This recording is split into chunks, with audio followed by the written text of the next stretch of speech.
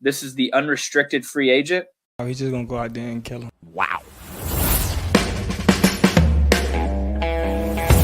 Welcome into the program. Glad you're here. And I just pulled my microphone completely off the table. Oh, I think South Carolina's catching Clemson. I really do. Not what we've seen so far. They had to close the gap. Defense, I'm going to tell you right now, they're nasty. They're going to be nasty all year. You know, I want to repent and apologize. I haven't really seen that. When you see black and white and you're calling it purple, I got problems with that. And LC, I told you, it's all about the deer talk. How about that for a start?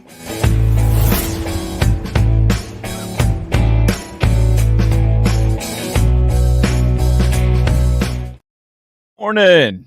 How's your Wednesday morning doing on this odd week where Saturday's game been moved up to Thursday, happened during our show yesterday, and now it's a thing. Thursday night football's here. The more I think about it, the more I'm wondering why this wasn't set up as a Thursday night game to begin with. Maybe TV considerations. It's a perfect move for both South Carolina and South Carolina State in a lot of ways. I think it's going to work out well. I saw several people having to sell tickets, I guess, on social media yesterday. So maybe not working out the best for them, but for those who can still make the game Thursday night, don't have to do a lot of finagling with the schedule, works out great. DC, good morning to you, sir, on the live chat. Getting a little creative with the early message of typing one letter for hello, Tim. It took me a while to figure it out. It was at 5:50 this morning, so I think you might have been a little bored. But way to get creative, DC. Anthony, in DC, fellow UFAs with a good morning as well. Craig's in. Chris on the Facebook live stream. Adam. How's Adam coming in this morning? I may sound silly. Any chance we lose? Remember the Hurricanes were a big favorite and we lost? Wait a second. So and they lost, I think is what he's saying. There's always a chance, Adam. That's why they play the game. It's a tough spot to start out from, but I think that's where you are. We keep that in mind. We're all trying to help each other this morning.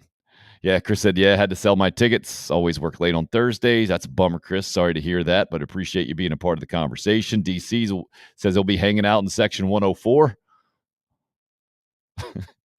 Craig is just bitter that Chris isn't in the YouTube live stream for some reason. Hey, Craig, he's part of the show, man. He's good. You guys can, however you want to take part in the show, I endorse that. Facebook Live, Twitter, YouTube. I mean, the fact that you guys are participants, fantastic. I love that. It makes the show better. I am much appreciative. I am very appreciative, I think is the way you say that in English. What'd you think of Shane Beamer's press conference yesterday? I thought it, no headline grabbing stuff, but it was interesting to hear his perspective. These college coaches especially. The NFL, you do have to adjust a little bit, right? Sometimes Sunday night game, Monday night game, Thursday games. There are some different options in there. College football, where, first of all, you are the GM and owner in a lot of ways if you're the head coach. You're used to the power and control, right? And it's pretty much Saturday, noon, 3:34-ish, or 7:38-ish, 7:38-ish. Those are the only options, and you're pretty routinized, man. And the way these guys have always talked about practice, well, now we got to play Thursday night, so we got to move our Tuesday practice up to Sunday, and it's just the way that they talk. And Shane Beamer did a little bit of that yesterday, but it seems like I don't know, maybe a little less being just a second-year head coach. Maybe that has a lot to do with it. He's been in a lot of different programs, so seems some variation. Maybe a little bit more open and flexible on moving up the game a couple of days. Here's one of the comments Shane had to say yesterday about moving the game up, having a short week for South Carolina State now. It's unique. We didn't play any Thursday games on a short week when I was at Georgia or Oklahoma, but We did a bunch of them, obviously, when I was here as an assistant coach, and then I was at Virginia Tech. We used to play a lot of Thursday night games as well, so it's not the first time we've done it. And then we told our players this morning it's very much like the NFL teams that play on Sunday and then turn right back around and play on Thursday. And I think this week it's the Dolphins and the Bengals. So we actually reached out to Miami just to kind of get an idea of what their schedule was this week. And then we've got NFL coaches here, guys on our staff that have coached in the NFL that have done that as well. So there's no perfect plan, but we're trying to put together the best thing for our team at this moment. Follow-up question was, what did you learn from the Dolphins? What did you learn from Miami? Not much. You basically got their schedule, their practice schedule, maybe the itinerary, the organization schedule. But from a football standpoint, it is a much smaller adjustment than it is from a game operation standpoint, I think, from a logistical standpoint, from even a recruiting standpoint. I was going to say, I don't know how you would put that, program standpoint maybe, right? You got to try to get recruits now in town on Thursday night. It's a lot different than what you had set up on Saturday. Jessica Jackson runs that operation for the Gamecocks, and very busy this week, as our athletic department, game operations type people, vendors, and the whole thing. But that is maybe more of an adjustment than, okay, can't go just third down like you typically do on a Thursday or on a Wednesday. I think they go third downs. It was what Shane was saying yesterday. They go red zone on Thursdays, typically. So now you kind of condense that into what's going on today. You'll have walkthroughs tomorrow, and bing, bang, boom is how I see it, especially this week against SC State. Athletes make the adjustment. My old high school basketball coach always used to say, athletes make the adjustment. It's part of what you learn in sports, really. Quick personal story. Coach pitch, 7-year-old last night. I'm pitching. I plunk a kid, hit him right in the knee. Cries, walks off, doesn't finish the at-bat, go in. I mean, it grazed him, right? Like, I go in, like, hey, man, you want to get out there? How's the knee? Sometimes it helps to walk it off, right? Maybe, I bet if you jog it out, I'll go halfway with you. And if you can't get all the way back, I'll bring you back in. He's like, no, I think he pretty much hates me now. But an assistant coach was able to talk him into going out like mid-inning, and he was fine. It's good to go. He made the adjustment. I think he's 7. He might be 6. Players will be fine. Coaches are a little bit more neurotic about this kind of thing, a little bit more control freak, but they'll be fine. This week especially, it makes all the sense in the world for everyone involved. Buddy Pugh put it best. South Carolina State coach said, yeah, we had plenty of time to prepare for Central Florida, and that didn't work out well for us. I think they know what they're in for. And South Carolina, well, Shane said what he needed to say yesterday about respecting the program and the whole thing. Yeah, Craig, I didn't bust that one out yesterday. Maybe to the parents would have. No, I don't think his dad would have appreciated that. There's no crying in baseball. And we'll get to that for sure. Troy, resident Clemson fan, how you feeling about Saturday? Craig says, I think the Tigers win by 10. I saw the spreads just at 6.5 right now. College game day set for number 10, NC State, at number 5, Clemson. We'll get to the busy day of the busy Saturday slate. I was going to say now it's kind of cleared out for Gamecock fans, right? You can set up your day and you don't have to even concern yourself about what the Gamecocks are doing on Saturday because it'll be done. A question and answer exchange here about South Carolina State specifically from Shane Beamer stood out from yesterday's press conference from my perspective. Is this a game you guys would like to keep on the schedule at least going forward, or I guess how does? Yeah, I think it's great for the state. I know we play Wofford and Furman, I think, coming up in the next couple years as well. So I think it's great for the state when you have when you're able to play the in-state schools are able to play each other. I know South Carolina State played Clemson last year. And we obviously play them this year. So, yeah, I'm all for it. And it's a talented team that you're going to play each and every year. It's a well-coached team, and it's a program that we have a ton of respect for with Coach Pugh and what they do.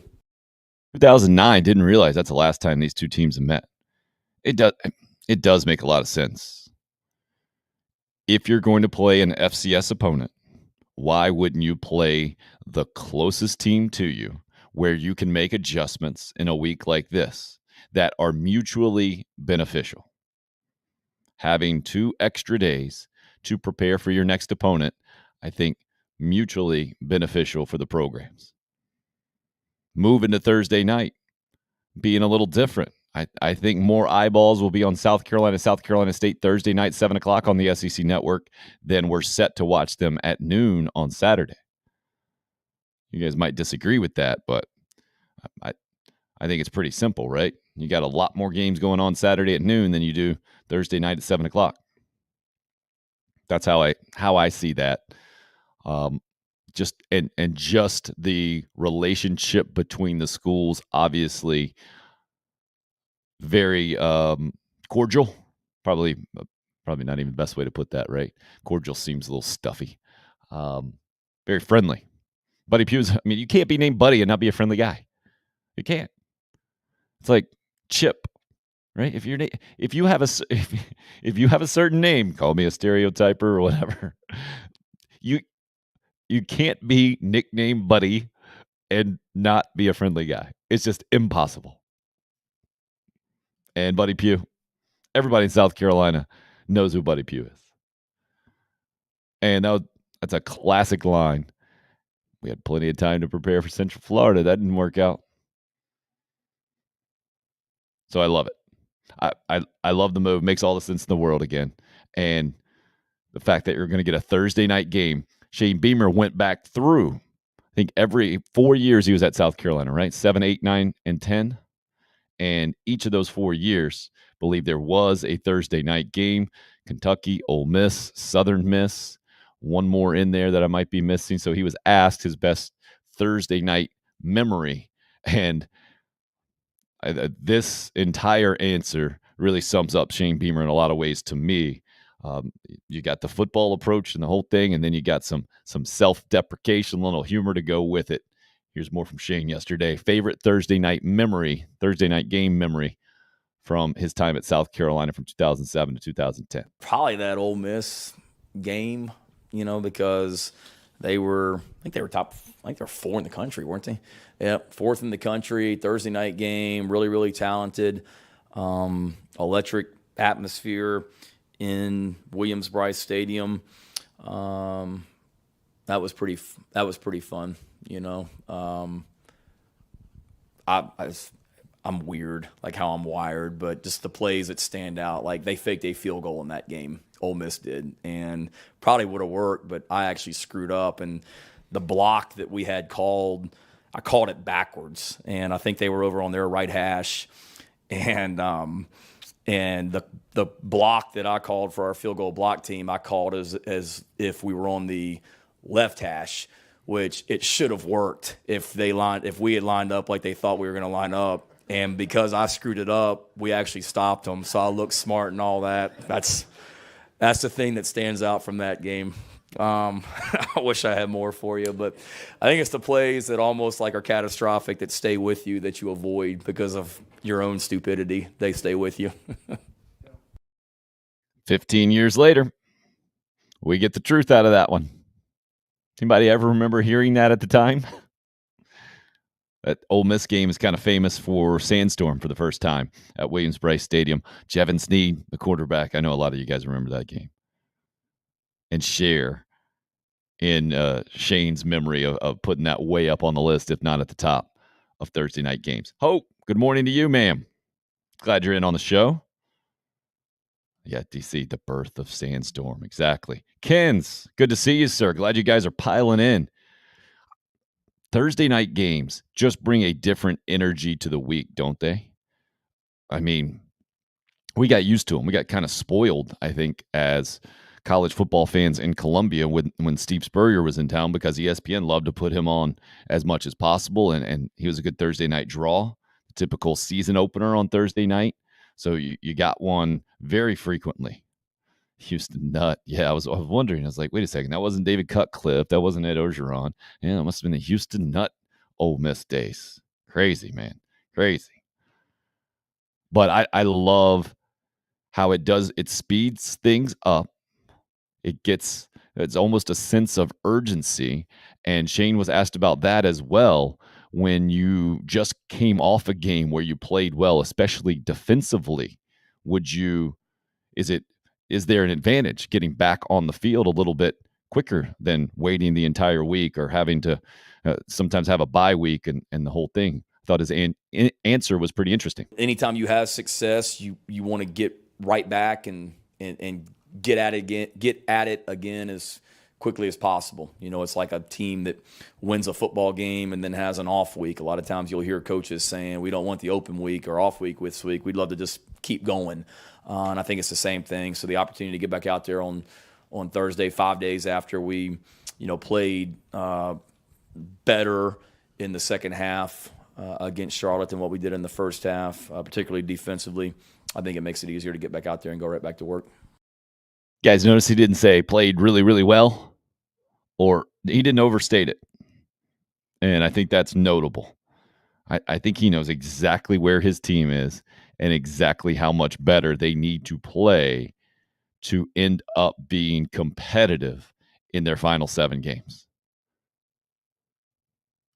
You got Carolina on Thursday and high school games. It's great, Hope says. Agreed. I'm with you guys. And also, at this point of the season, too, already a third of the way in, 4 games in now, and now you switch up the routine a little bit. I'm all for it. All for it, and looking forward to it in a lot of ways. And also then add on the slate for the weekend, assuming nobody gets washed out or even, those are fun to watch, aren't they? They're fun for me to watch. Sitting on my couch, nice and temperature controlled, comfortable as can be, watching a couple of teams slog it out in the rain. That's fun as long as it's not too sloppy, right? And then sometimes even if that happens, there's some part of me that enjoys watching it. Only other consideration I've seen, adjustment I've seen out there, one of the only other one in the SEC, I believe, Florida pushing its game back against Eastern Washington to Sunday. See, and that's what you would want to avoid in this situation if you're certainly the Gamecocks. When you're playing Eastern Washington, you couldn't come up with maybe Western Washington. Is there a Western Washington out there? Never heard of Western Washington. But, man, you couldn't come up with a more polar opposite matchup, could you? Florida and Eastern Washington. And you got South Carolina and South Carolina State about this far apart. All the way across the country, a lot more considerations to figure out. And so you see how Florida is losing a day now. I assume they play a game and don't have a bye. I'll go check their schedule here in a second. But the South Carolina State moving up to Thursday, a much different environment, atmosphere, and I think an advantage in a lot of ways for both schools. Check out this slate. Starting noon Saturday. Carolina's next opponent. Go ahead and scout that sucker, huh? Kentucky at Ole Miss, and you see the Rebels favored by 6.5, even though Kentucky's all the way up to number 7 in the country. To me, this is a contrast in styles in a lot of ways. Kentucky, much more known, I think, to be built around Mark Stoops and the defensive mindset. Ole Miss, Lane Kiffin, even though Lane's dad, Monty, was a big defensive guy, he's obviously a big offensive guy. I love this matchup. This one's going to be fantastic. I'm surprised the line is as high as it is. Ole Miss, 6.5-point favorite, noon Saturday in that top 15 matchup on the Grove, in the Grove, right beside the Grove, whatever you call it at Ole Miss. Look at that line. Alabama at Arkansas, tied by 17.5. You talk about zero respect from Vegas. There it is.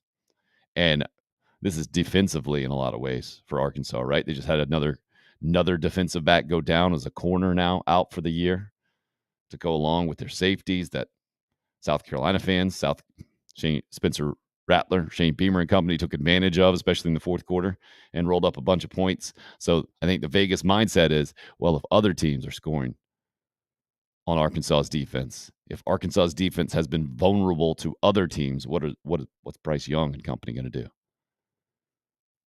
Arkansas's got to score a bunch. KJ Jefferson's got to play amazing to even be anywhere close in this one, hence the 17.5-point spread.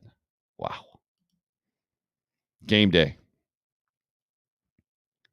In the ACC again, we'll talk about Clemson NC State in a minute. That's the primetime game, ABC. The other big-time top 25 matchup in the ACC, Wake Forest coming off the loss at home to Clemson at Florida State. Florida State, 7-point favorite. They played fantastic. Back ranked 4-0 for the first time in forever, I think. That one's going to be a fun one to watch Saturday afternoon. I think that'll be a really competitive game. Sam Hartman, if he plays well in this one, I don't know how to handicap that thing because Florida State is seemingly so much different this year than they have been in the last several years. I don't know how much to buy it. Looked dominant last week against Boston College. Mississippi State at home, a 4-point favorite against number 17 Texas A&M. This one I was surprised by the spread as well. I thought Texas A&M would be a road favorite coming off the win against Arkansas, barely winning against Arkansas. What they've been this year has been kind of a wild ride, right? A couple of good wins. Miami last week, neutral field, Arkansas. Awful loss at home, Appalachian State, who just turned around and lost to James Madison. Could have very easily lost to Troy. Mississippi State, who knows what you're going to get. Will Rogers is going to throw the ball. We know that. Are you going to get the good version of Mike Leach? I think Mississippi State beat Texas A&M last year, right? So clearly he knows the matchup. He knows how to scheme it up against Jimbo. On the Plains, again at home, Auburn surviving last week somehow, miraculously against Missouri. 9-point dogs to LSU. That tells you a lot where Auburn's program is right now. LSU is not a great team by any stretch of the imagination. Brian Kelly's got issues and issues with that team, but still 9-point road favorites at Auburn. 28 is what Georgia's favored on the road. Georgia favored by 28 at Mizzou. Vegas, zero respect for Auburn. Missouri right there to win the game. Fumbled it away. 28 points. Historically, I feel like this game is a lot closer than it should be. And Missouri has matched up pretty well with Georgia. I'll go check that, or maybe you guys can check that for me. Just first glance, I just seem to remember Missouri being able to play with Georgia and always being confused by that. So that spread is massive. And then you got game day, 6.5. Clemson favored at NC State. Had Brian in here early with a go pack. A lot of NC State fans in South Carolina, non-Clemson fans. Yeah, imagine how soggy that field will be in the swamp on Sunday. Stephen, good morning to you, sir. That was definitely a dope. The Arkansas lost to Texas A&M. The ball hitting the top of the upright. And Craig, thanks for the heads up. Arkansas did get one of those safeties back, Slusher, last week against Texas A&M. Now losing a corner, though.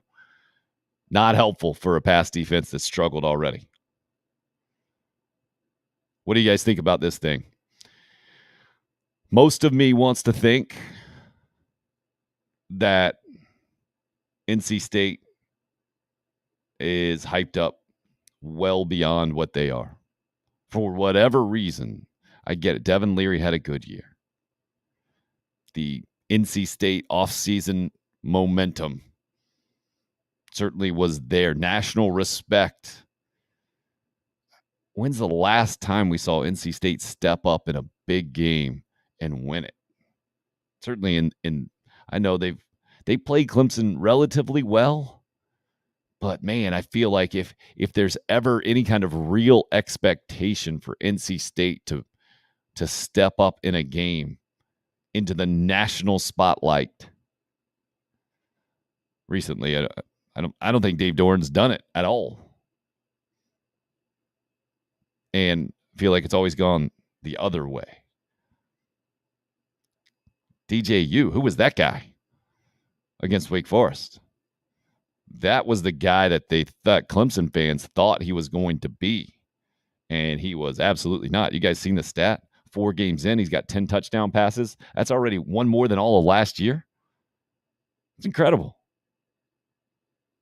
4 games in, more than all of last year. I can't explain that. I mentioned going into this year how much pressure was on him. A bunch of us thought he would already be out by now, right? You look back, you say Trevor Lawrence took over 4 games in. Deshaun Watson took over 4 games in.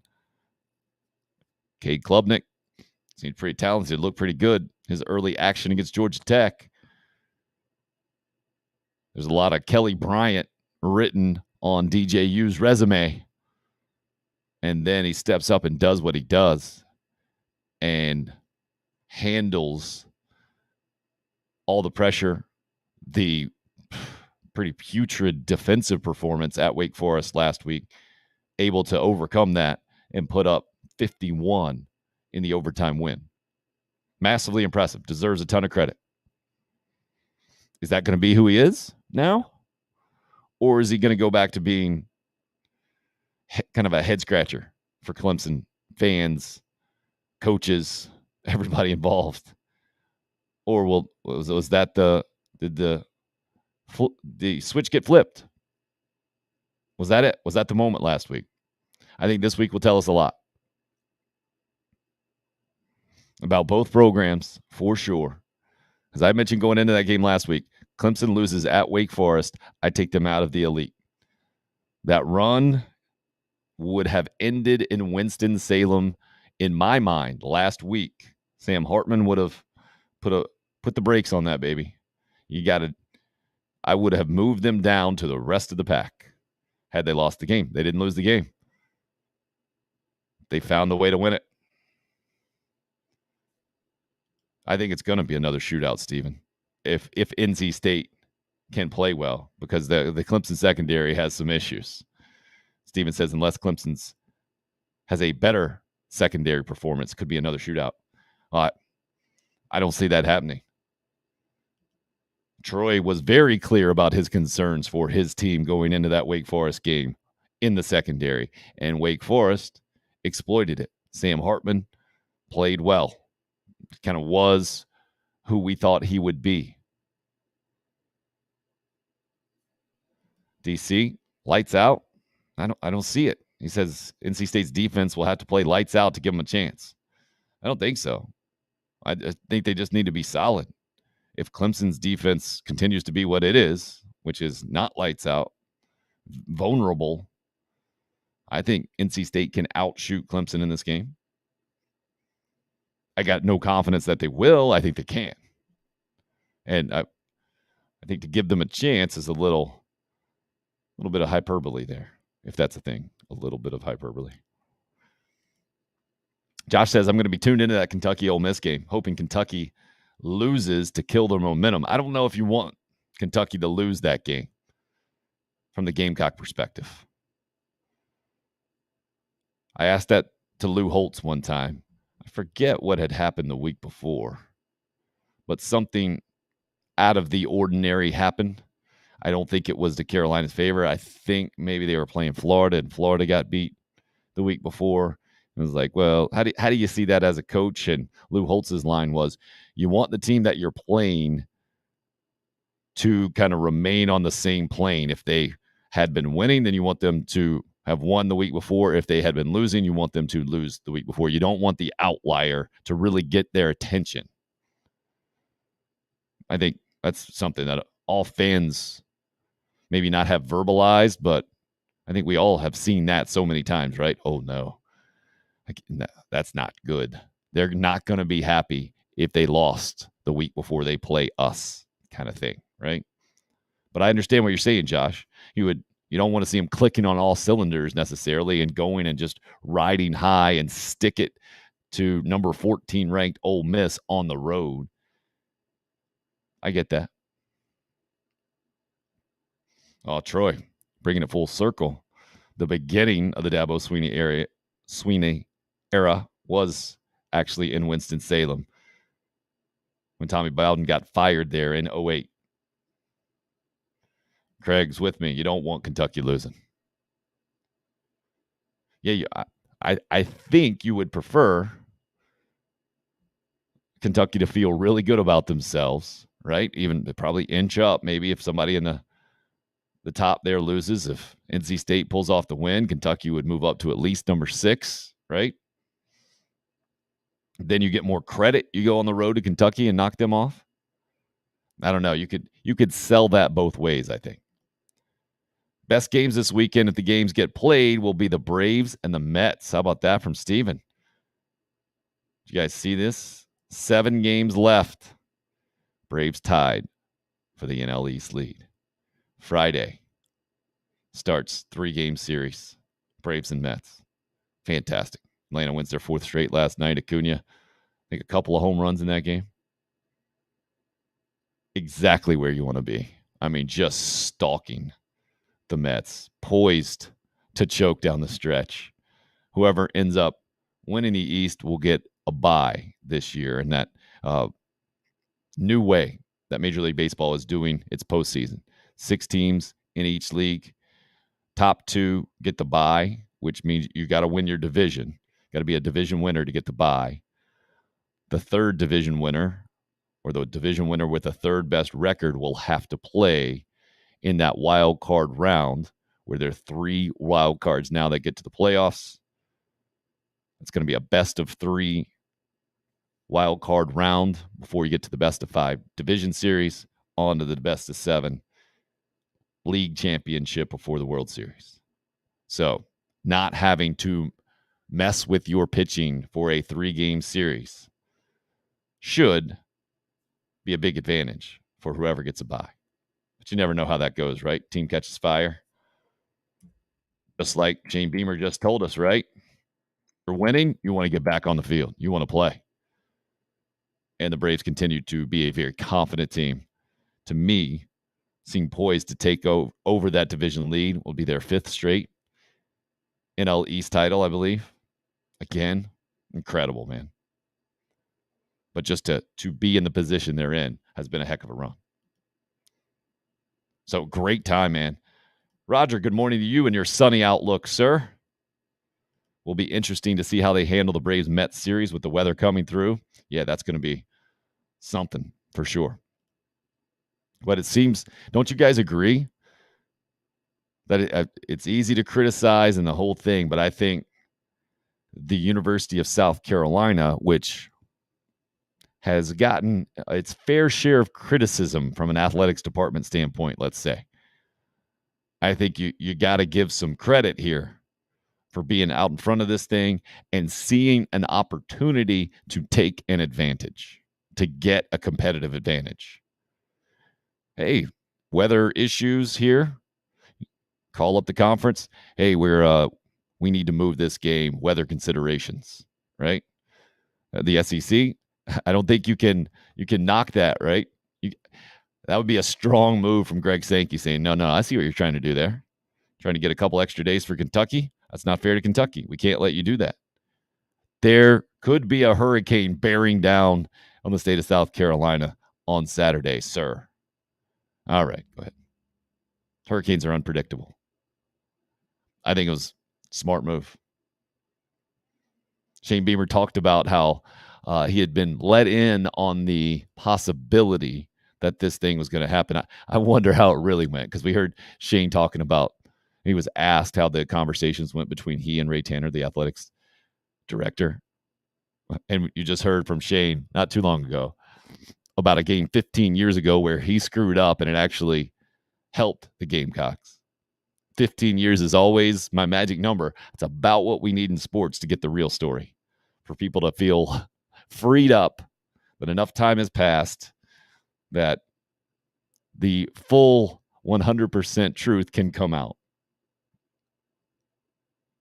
So I'm not telling you that. I'm just telling you we didn't get the whole story about how this went down. Like, I would think, I don't know. I feel like coaches are so tunnel visioned into their role, which is controlling everything they can control on the field with their team and for preparation against the other team. I don't know if there's anyone in that football operations building that said, there probably is. I think there's got to be, right? But I don't know who it might have been. It's probably the better way to put that, to kind of be able to zoom out and say, hey, we got a chance to, I think, what do you think about Thursday night this week? You're good for that? And I think that everybody's eyes from a coaching staff situation, even though as maniacal as they can be about a routine and the whole thing, I think everybody would have been like, oh, yeah, let's do that. All in favor? Aye. Everybody's hands goes up. Again, it's that 2 extra days to prepare.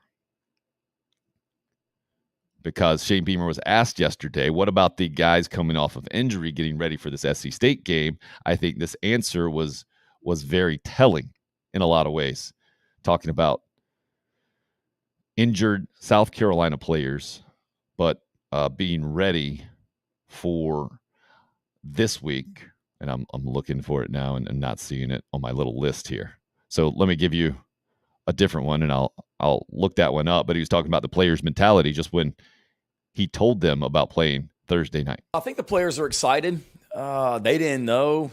And then I told them this morning, in the team meeting before we went on the field, and it was one of those, like, I told them, and it was kind of hold your breath for a second. Hopefully they're excited about it, and they were. I mean, they were very excited about the opportunity to play on Thursday. I think they're very excited about the opportunity to be on television in prime time and a night game. So there's a lot of excitement about that for sure. And the way we practiced this morning too showed that as well. It wasn't a practice where it was like, oh man, we're playing Thursday, we're playing in 2 days. I mean, we had a great practice this morning. Oh, there it is. Got it. Figured out what we were looking for now with the injury situation. Yeah, that's what I would expect you would hear, right? From a player's perspective going into this game, or at least how I would think players should always react. Hey, you guys want to play a couple of days early this week? Yeah, players want to play, right? Nobody really loves practice. I know coaches have to tell us a lot of times, no, this team loves to practice and they got good energy and enthusiasm and the whole thing. Okay. I don't disbelieve you, but it's a different thing practicing and playing. Everybody knows that. And playing at night, playing on a Thursday night in South Carolina is a different thing than playing noon Saturday against SC State. We all understand that. That's a very clear distinction for anyone who has ever been at Williams-Brice Stadium on a Thursday night game. To me, there are a lot of fun memories of Thursday night games. And Shane went through Kentucky back in the day, Southern Miss. He went through a lot of his personal experiences, his memories of the Spurrier era. I think I'm trying to think if I can go before then. Yeah, I don't think it was really a thing before then. I don't remember any Lou Holtz games Thursday night. I think what Carolina played at Mississippi State, that post 9/11 game Thursday night, the last time they've gone on the road and won against a ranked SEC West opponent. But not a lot of others that I can remember specifically. But again, it's that. And Corey Rucker, let's give you a player since we just talked about player. Corey Rucker put it very succinctly when asked what he thinks the environment will be. I mean, it's kind of unfair, right? New transfer. He's played in how many games at Williams-Brice now? He's only played in one of them because of injury. Said he has a stress fracture in his foot, but asked what he's anticipating the atmosphere to be like on Thursday night. He said, well, maybe there'll be a smaller crowd than normal, but I'm pretty sure the cockpit will be full of students. College students really look for any reason to drink, so I think they'll be there and be loud and rowdy. But overall, I think it'll still be a good atmosphere. More from Rucker, the Arkansas State transfer who scored his first touchdown, really saw his first action of the season, and how he described that touchdown. More from him in a minute, but wanted to get you that small concern, I would say, or the other side of the coin of considering moving up a game from Saturday to Thursday night from the coach's perspective, and Shane Beamer talking about guys coming off of injury. That's the one, I don't want to say negative, but one thing that's maybe not as good because it's less time for those guys to get well. Part of that was we didn't practice on Sunday, so it gave them a little bit of extra time in the meeting room, in the weight room, and in the training room to kind of get their bodies recovered and whatnot going into the new week. Yesterday was an off day, so that was kind of a physical break. So even though they're off, I mean, those guys are doing whatever they can to get ready to play as well. And if they weren't able to do much in practice today, there's really not much you can do tomorrow because tomorrow is the day before the game. So honestly, it's just kind of trying to fit a lot of recovery and rehab and prep into a shorter period of time. Did you guys get that? Didn't practice on Sunday. Carolina practices on Sunday during the football season.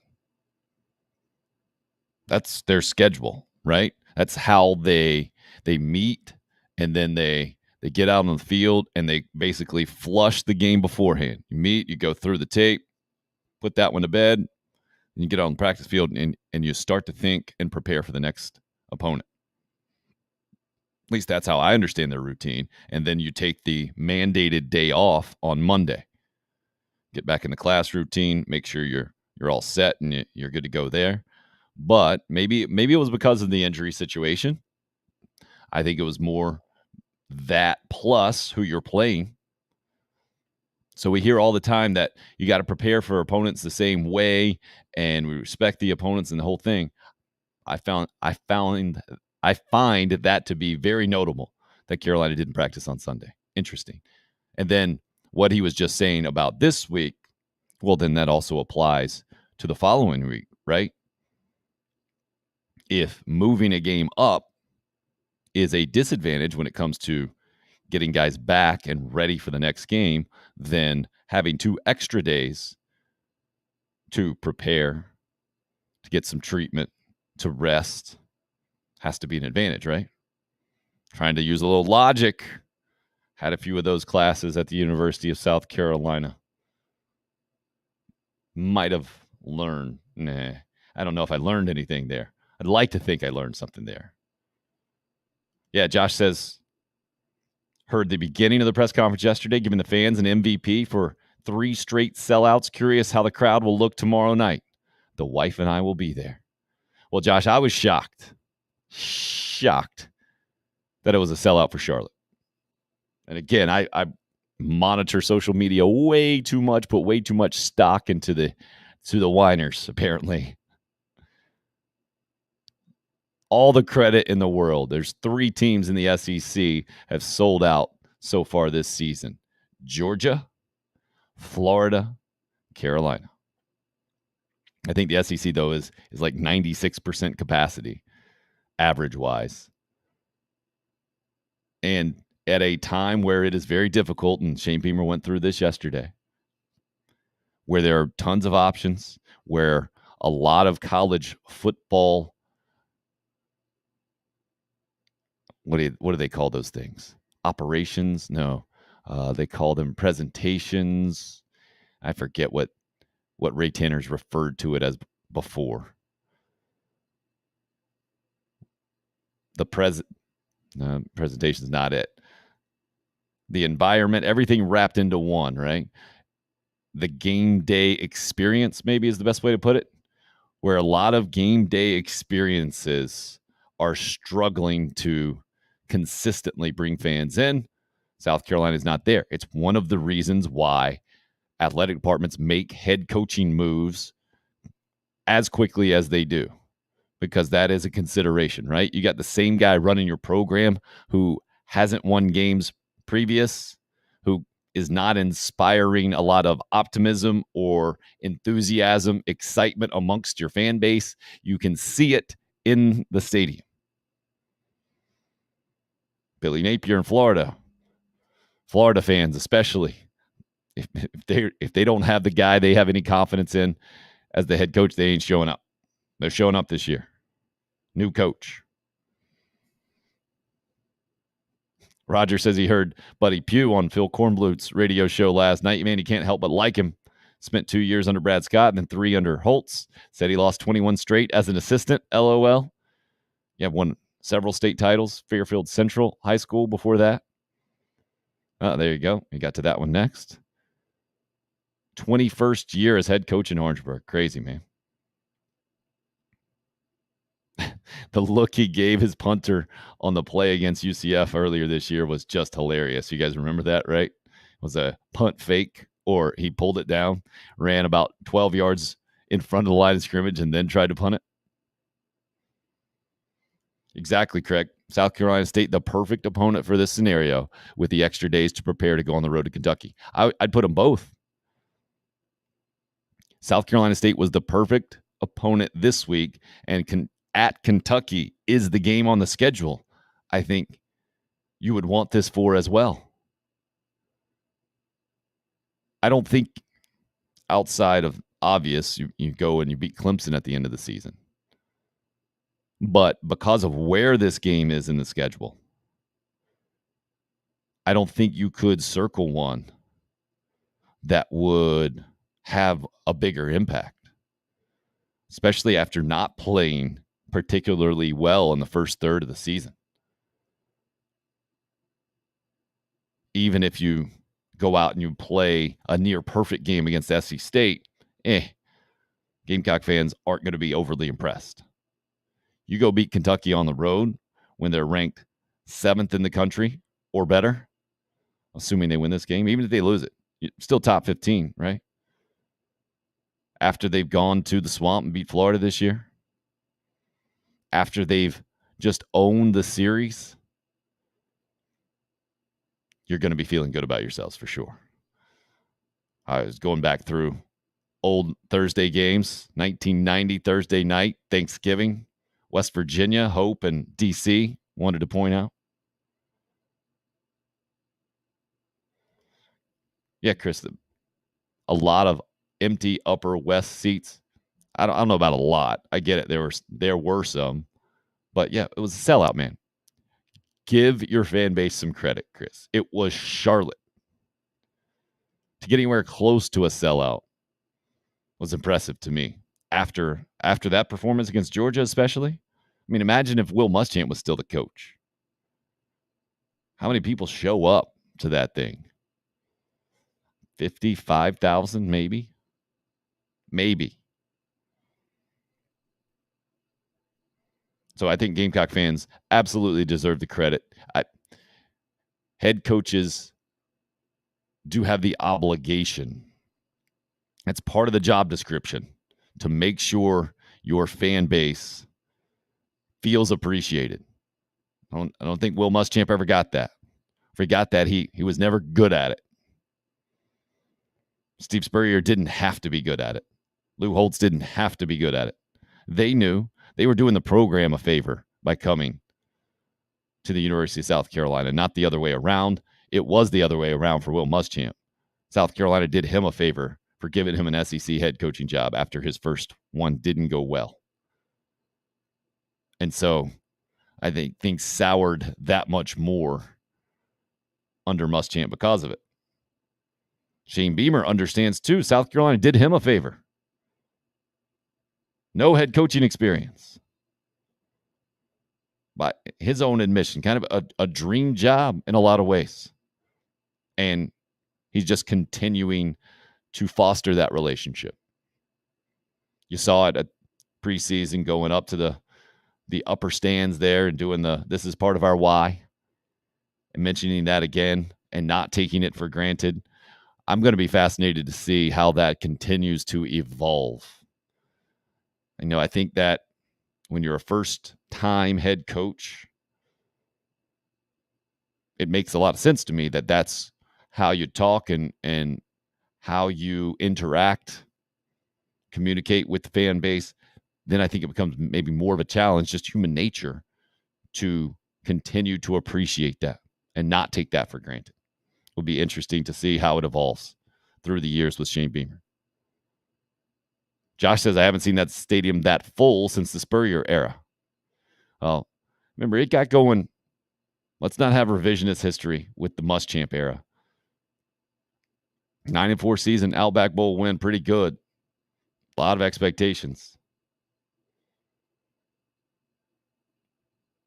The new lights, pretty sick with Sandstorm, brought it to a whole new level to me. Yeah, I mean, the environment's incredible. And that's another reason why I think the Thursday night move is so well received. Chris mentions he was at that Thursday night Kentucky game back in 2007. Thursday games just have a different feel to them. You're right. It's a different energy. It's a different environment to be a part of, and different in a good way. It's the novelty of it to a certain degree, right? Changing up the routine.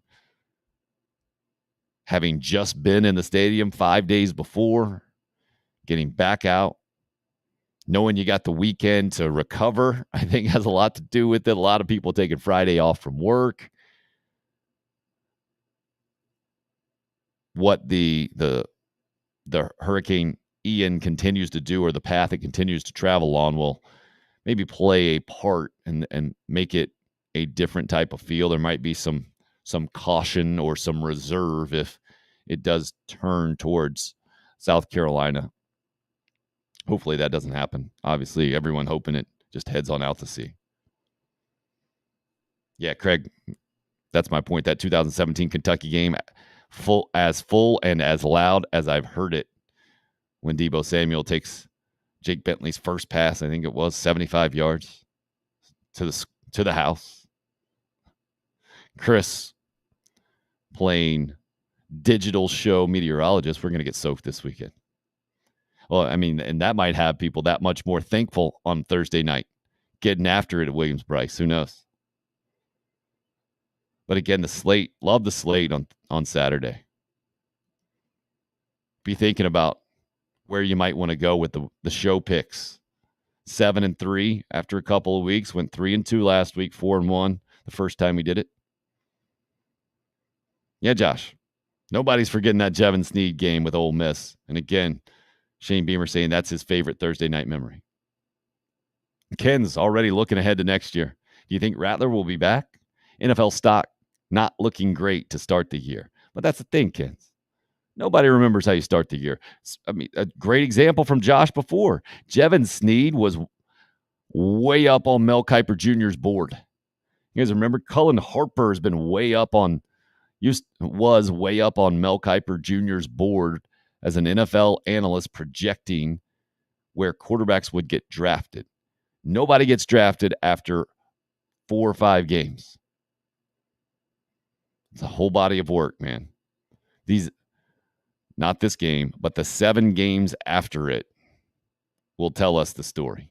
We'll know. But right now, is he on pace to go to the NFL next year? No. I think the NFL drafts less off of,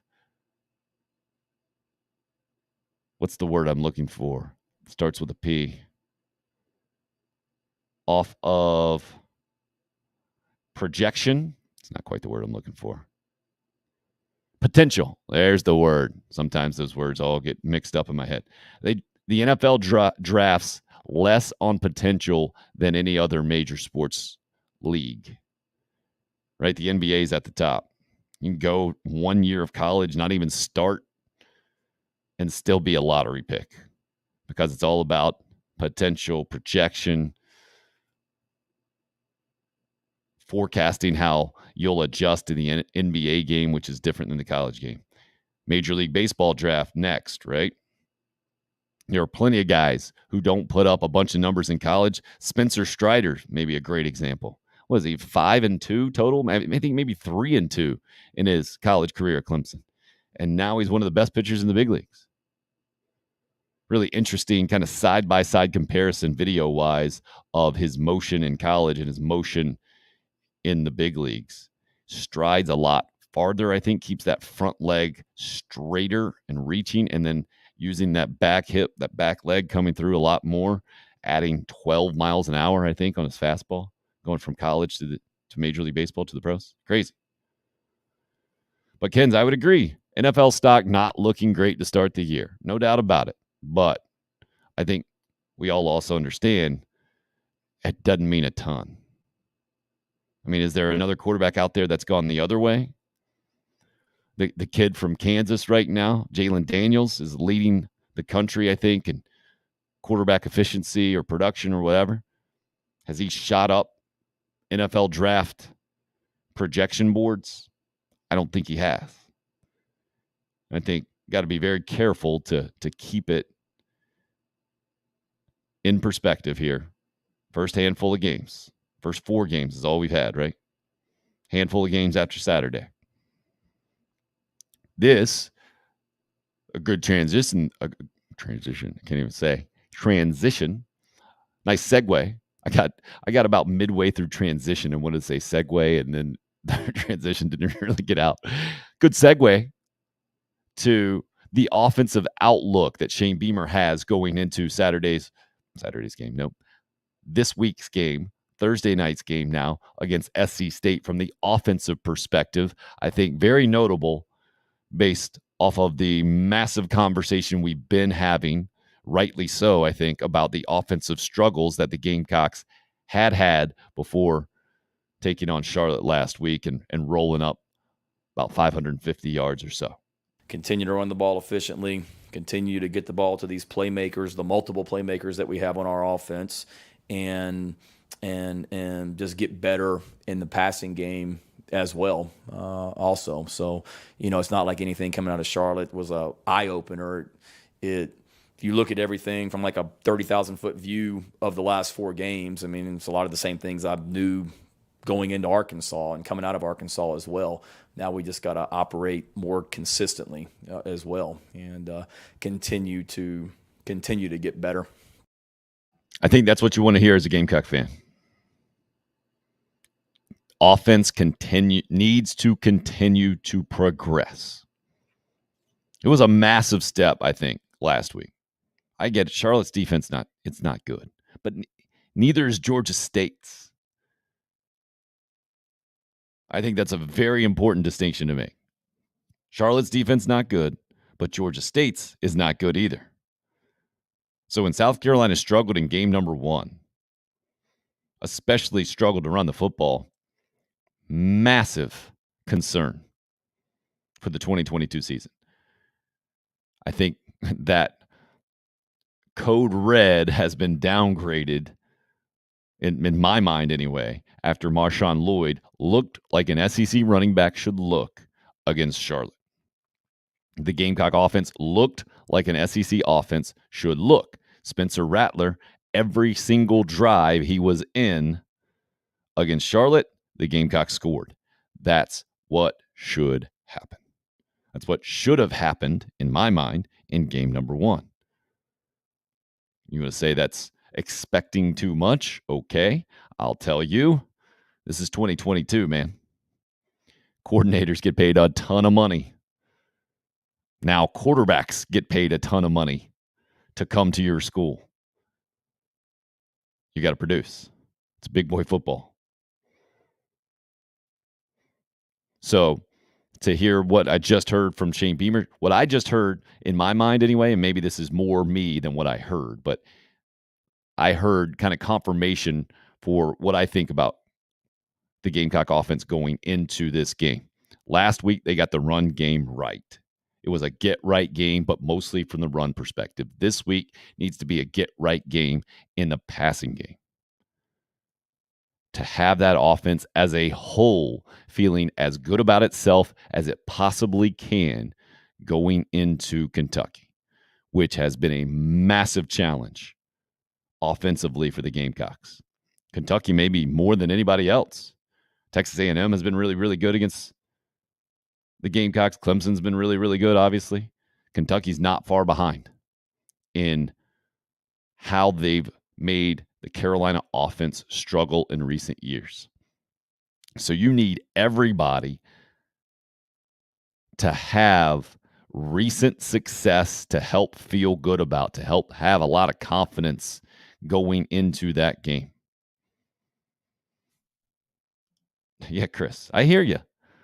But you can't do it. You can't have, Chris says, but we need to look like an SEC offense against an SEC defense. The Charlotte game was a definite morale boost. Yeah. But Chris, I try to avoid the take it one game at a time thing, but hey, man, you can't play an SEC defense when SC State's on the schedule. You got to do it first. It's baby steps here. And this is my frustration with with a lot of Gamecock fans who I think got way ahead of themselves in the Shane Beamer era. Last year's team barely won at East Carolina, barely beat Troy at home, barely beat Vanderbilt at home. Got to keep that in mind. Okay, it wasn't a well-oiled offensive machine that had Jaheim Bell with DeCarrion Joyner throwing touchdowns game in and game out. That happened one time in a bowl game against a bad North Carolina defense. But I think too many people just assume Spencer Rattler's coming in. This thing's going to hit the next level instantly. Marcus Satterfield knows exactly what buttons to push. He doesn't. And I put that in the present tense. He doesn't. They haven't figured it out. Shane Beamer saying after Charlotte's game, work in progress still. And I think that applies to this game as well, but in a very good way as opposed to what it was going into the Charlotte game. Now at least you've seen 295 rushing yards against a bad defense. And you know that can happen. You saw that happen. You know Marshawn Lloyd can be a beast. And the beast mode thing from Buddy Pugh, the comment, is that Marshawn Lloyd or Marshawn Lynch? Is that beast mode? That's Buddy, being Buddy. Morning to you, York. Looking forward to Thursday. Aren't we all? I think you said that you had a big tailgate planned on Saturday. Are you able to make the adjustment for tomorrow night now? How's that working out? In the logistics, everything that has to be worked out from a tailgate perspective. Because I know a lot of you, a lot of big-time tailgates, boy, you got to prepare a bunch beforehand, right? You got to marinate. You got to have a certain amount of time to marinate, get things going. I'm interested to know how that's working out for you. Chris says, but when you have a quarterback like Rattler, you need to be a little better than last year. I wasn't expecting an unstoppable offense, but something that looks better than what we're seeing. Agreed, Chris. No doubt. No doubt. Everyone expected the offense to be better than last year. My point is, well, we're still only 4 games in, and I don't think anyone's telling you that the offense has played well. So you do have to account for that, right? I think you do have to account for a bit of an adjustment period for a quarterback who went through what Rattler went through. We got to remember, I know Shane Beamer said, well, he saw what Jalen Hurts did and how he handled the entire situation. Jalen Hurts didn't get benched until basically the last possible minute in his Alabama career, right? Halftime of the national championship game. That's different than what happened to Spencer Rattler. He had just proven more. He had done more. Now, Rattler's done plenty, and compared to South Carolina quarterbacks, a ton, right? Maybe since Dylan Thompson, Connor Shaw, done a ton more. And so, Chris, you are right to expect better. No doubt about it. You're still right to expect that. But I think we're seeing it. At least you can be optimistic that you saw it get a lot better last week. You're expecting really, really good again this week. And that Kentucky game is going to be a test in so many ways, right? I think we're going to know. I think it's very fair in game number 6 at Kentucky to really evaluate the 2022 offense. To kind of, in my mind, I think the identity of the 2022 offense will be solidified in a lot of ways against Kentucky a week from Saturday. I think it's fair. That's half the season, man. And against a bunch of different levels of competition. 3 non-conference games, opponents that you should beat and handle. The best team in the country, Georgia. I think better than average Arkansas team is the most comfortable characterization I can give Arkansas right now. And then a really good Kentucky team. I think it'll be fair. And you can't be, after game 6, say, hey, man, work in progress, especially halfway through the second year with an offensive coordinator, with a new staff and the whole thing. It's fair to ask for patience. It's not fair to say your offense is still working out its identity halfway through the season.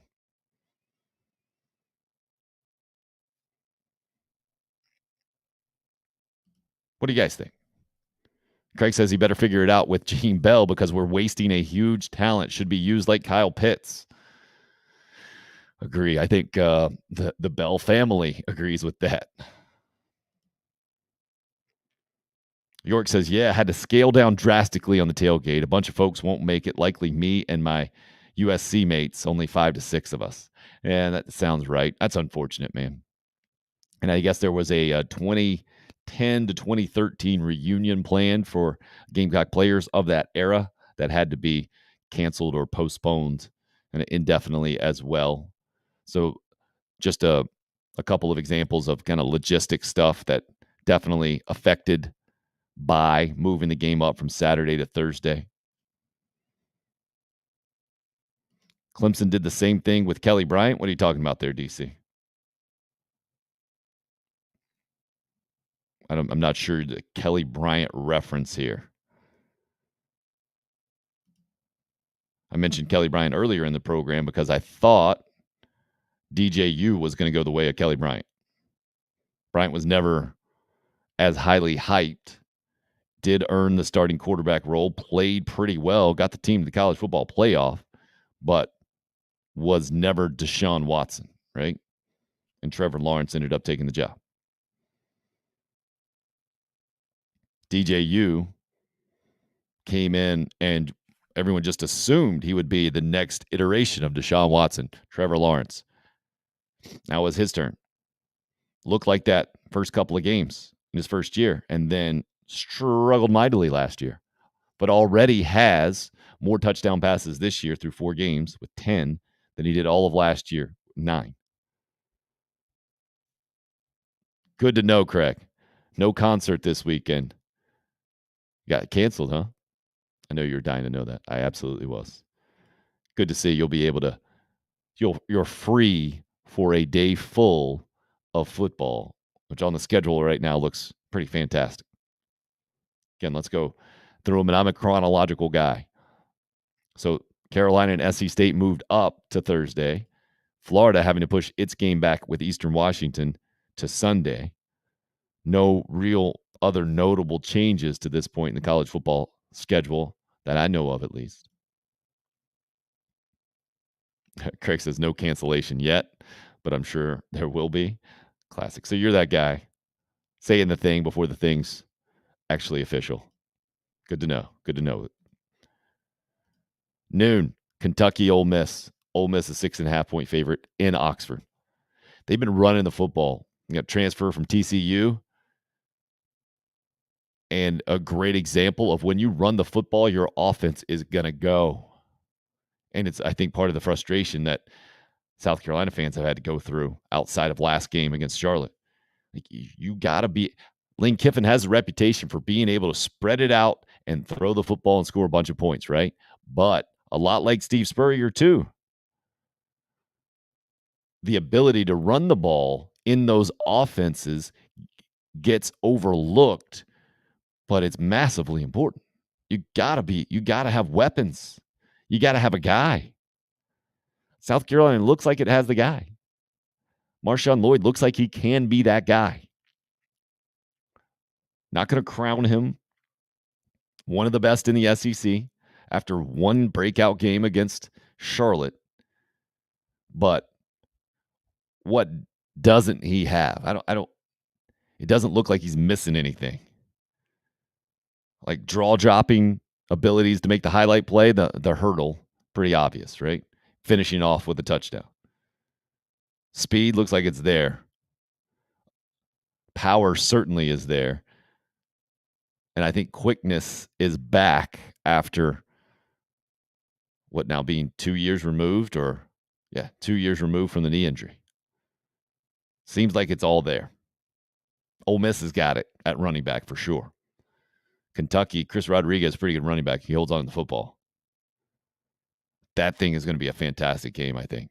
I think that's going to be one of those who's got the ball last kind of deals. I know Kentucky's defense is pretty good, so maybe they'll be able to slow down things. Maybe it won't be as high scoring as I see it in my head or want it to be. But I think that's going to be a fantastic start to Saturday. The only thing he's missing is a good offensive line. Fair, Chris. Fair. But after Shane Beamer put it out last week, ran a lot of counter inside zone.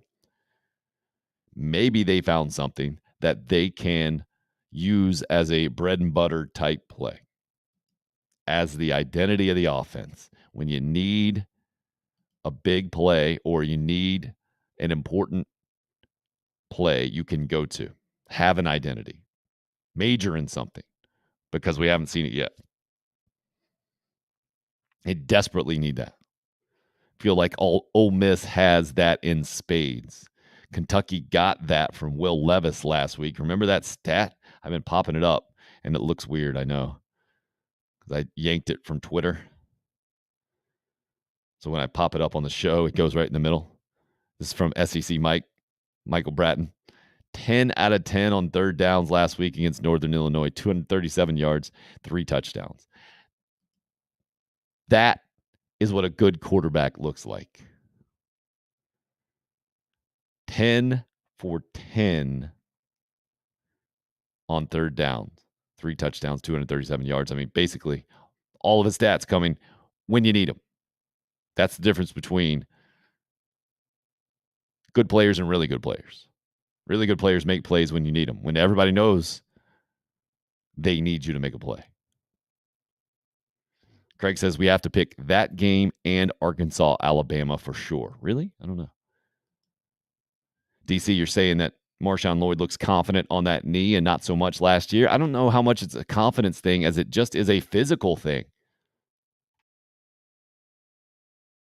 I don't know how fair it is to ask a guy to be confident on a knee that was just ripped apart a year prior.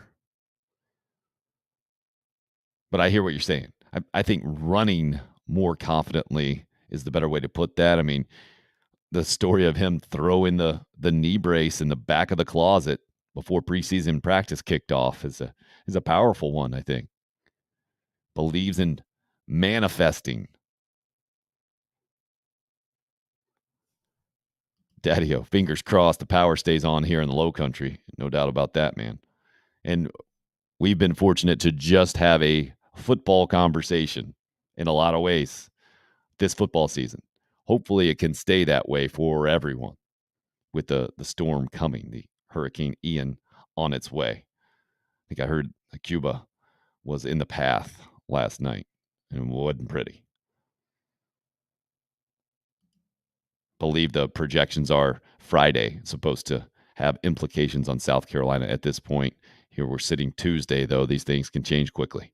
And I always say this. You're talking about picking games, Craig. Good time to reiterate this philosophy of mine that meteorologists telling us about hurricanes are a lot like sports betting experts giving their picks. A lot of information involved, right? Some instinct involved. Everybody does it a little bit differently, I think. They do it their own way they feel the most comfortable, because you can never know exactly what's going to happen. You can consider a lot of variables, but there's so many things that can change at the last minute and steer things in a direction that you didn't see coming.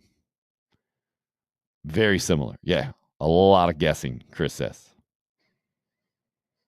And you learn a lot about people and how much they want to convince you that they're going to be right, or how much they're telling you. That it's a lot different, obviously, between betting and safety concerns when it comes to hurricanes. But you can learn a lot about people and how much they believe in themselves, and then how much how important they think their opinion is. Craig says he's making the adjustment while we're not going to Charleston for the concert that was scheduled for Saturday. That is scheduled for Saturday, an outdoor show. Don't want to be stuck down there with no power, possibly. Yeah, we've been through this a bunch, right?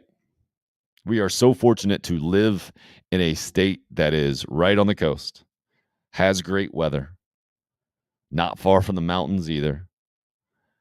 Hurricane season does come along with it. We in this state have been through it many, many times. And I think what I saw yesterday happen about this time, right? About this time it went official yesterday that Carolina was moving the game up. That the athletics department, with Ray Tanner having been there as long as he's been there now, with a bunch of experienced people in place, with South Carolina State being very cooperative and a good partner in this game, and the entire situation here being as close as they are as well. They've been through it a bunch of times too. Buddy Pugh's been there a long time. So in a lot of ways, kind of an ideal situation to have flexibility in this game on Saturday, and then to have some football advantages. Buddy Pugh said it best, man. They had plenty of time to prepare for Central Florida. So anyone who wants to say it's a disadvantage for South Carolina State not to have more time to prepare, I think it's kind of overhyping things. Their own head coach admits it, right? Eventually, you got to play the game. And you can X and O it all you want to. You guys got to go make plays. And there's such a disparity. There's such an advantage for South Carolina from a roster standpoint that Buddy Pugh knows. He's been through these games plenty enough. They just lost to North Carolina A&T last week. So I think to get a couple extra days, to almost sneak in another bye week in a lot of ways. I know it's 2 days, so it's not nearly a week, but to get that advantage far outweighs the disadvantage. Craig keeping us updated. Hurricane Ian headed to the Naples, Sarasota area. Yeah, I've heard that. Good point. Good question, Daddy-O. What do you guys think? Crowd size tomorrow night, and then I think we got to go the announced crowd, right? Because you'll never know exactly what the crowd is that shows up. I think the announced crowd will be right around 70,000. I really do. It's been 78. It's been sellout for 3 games. So I think, again, Thursday night games, man. Columbia is a great Thursday night college football town. I think most good college football schools show up on Thursday nights. And I see this being the same. Maybe that's overestimating it, but again, I'm going off of kind of the shocking turnout in my mind for just the Charlotte game last week. And then you saw a good game. And now you are getting some good weather, I think, and a night game. Maybe that some people haven't been able to. Chris says, I sold all 6 of my tickets. They went pretty quickly. Yeah, that's what I was seeing on social media last night. Anyone who mentioned that they couldn't go, putting their stuff up, and I don't think they had much problem getting rid of them. So I would say, you're saying 65-ish. I'm putting it at 70. And I mean, any of that is tremendous. Don't get me wrong. Who was that, buddy? On radio, you're talking about Roger said last night, neither team had an advantage moving it up. Well, I mean, both of them have to deal with being sped up during a week, right? And Buddy's not going to be that guy. I think most football coaches aren't going to be that guy who's whining about something going into a game, unless you're that kind of guy. I could see Muschamp taking a shot going into a Thursday night game like this if he's the road team or feels like he didn't have as much say as he wanted to, and especially being the preparation guy that he is. I could see him doing that, but I think most head coaches understand how that comes off to both your team and then just to your fans, the opposing fans and team. It just comes off as whining, being a bit of a baby.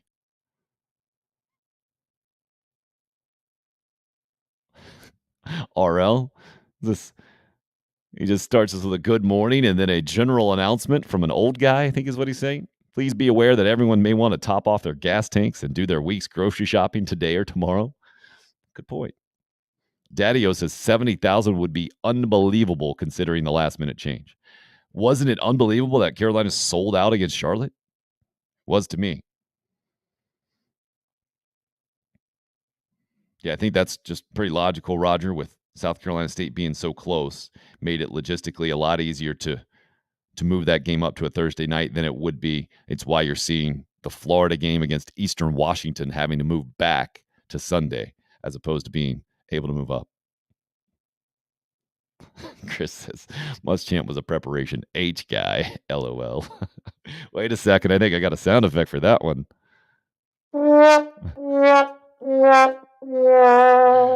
Might have been trying to go with a different one. Let's see if this one's it. No.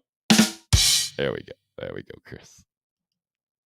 Now we got a show, don't we? Attaboy, Roger. So great slate. Let's see. I was trying to go through the Saturday slate again. Only got to noon. The Kentucky Ole Miss game. Bama and Arkansas 3:30. 17.5 point spread, Craig. Just, I don't know how to mess with that one. That thing kind of sticks out to me as like, just wow. I feel like that one is going to be the rare one where it's not going to show us how smart Vegas is. I think that's going to be either easily covered by Bama or easily covered by Arkansas.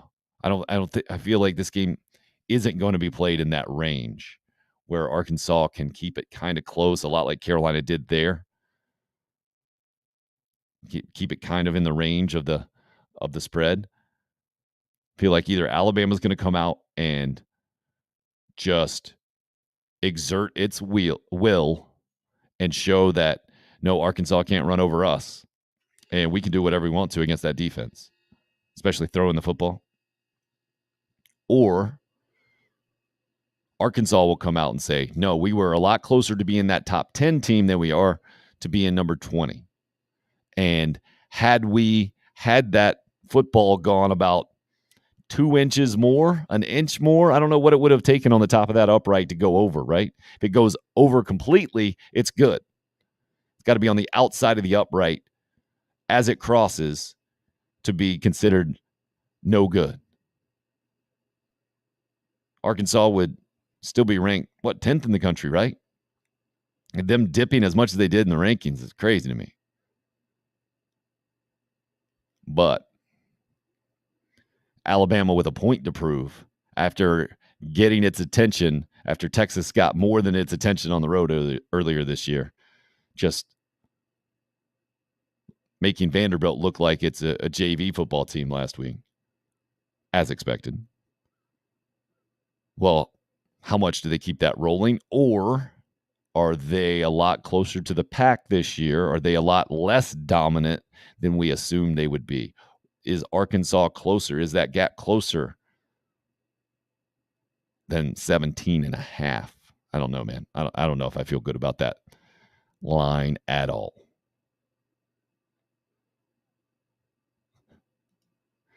Curious to see how many NC State fans come down to Clemson. I'm sure they'll have a pretty good turnout. Absolutely. Nathan, good to see you. I missed the cool reference, but thanks for weighing in on the show. Glad to have you. Troy says, golden rule when it comes to Alabama, either take Bama or leave it alone. I think that's wise. Yeah, Chris, but that's the scary part to me about that 17.5 point line We all thought Alabama was going to dominate Texas. That did not happen. It was a lot closer than anybody thought, Chris says. Yeah, but that game already happened. How many times does that happen in an Alabama season? And Arkansas is better than Texas. 17.5. A lot of points, man.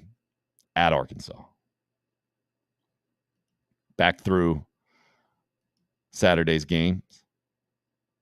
So great couple of games to start. Kentucky at Ole Miss, noon, 3:30 Alabama at Arkansas. Also, ACC, good matchup Saturday afternoon. Wake at Florida State. Florida State a 7-point favorite in this game. How about that? Florida State's favored more right now against Wake Forest than Clemson was last week. 6.5 last week, right? Maybe it ended up being 7.5. I just knew. Yeah, was it 7.5? Is that why I felt so confident going into overtime and then Clemson's going for 2 and I'm like, oh no, we're going to lose this thing? I think that's what it ended up being. So you can strike that. Just the fact that they're close at all with what Florida State's been the last few years. My kids are amazed. My 9 and 7-year-old, my 9-year-old especially, in his lifetime, Florida State has stunk. And he's like, yeah, they're actually a good team this year, which in my mind, my brain wants to explode. Like, my son is just not used to Florida State being a good football team, which was all they were in my lifetime. Clemson was 7.5. Thank you, Troy. My fault. I think you get my point, though. Please don't take offense. Troy is one of the less sensitive Clemson fans out there. One of the least sensitive Clemson fans that I've interacted with in my days. Texas A&M, a 4-point underdog at Mississippi State. Big game for Jimbo, isn't it? It was a massive win last week. Massive win against Miami the week before. You get another win. You do it on the road in the SEC this time instead of on the neutral field. You really do regain a bunch of momentum that Appalachian State stole from you. Especially amongst that fan base. Texas A&M, light years, I think, according to Aggie fans, ahead of Mississippi State, right? But they lost to them last year. Losing to Mike Leach, I think, when you're Texas A&M is especially difficult to handle. When he gave Jimbo the national championship trophy and had him write the name, just leave the year blank. When you're paying as much money as they are to their collectives. When you know what Mississippi State is from a challenging place to recruit to. Resources limited compared to Texas A&M, which is basically any place. But Mississippi State, a 4-point favorite. Really interesting line there. Auburn being a 9-point dog at home to LSU. I mean, how many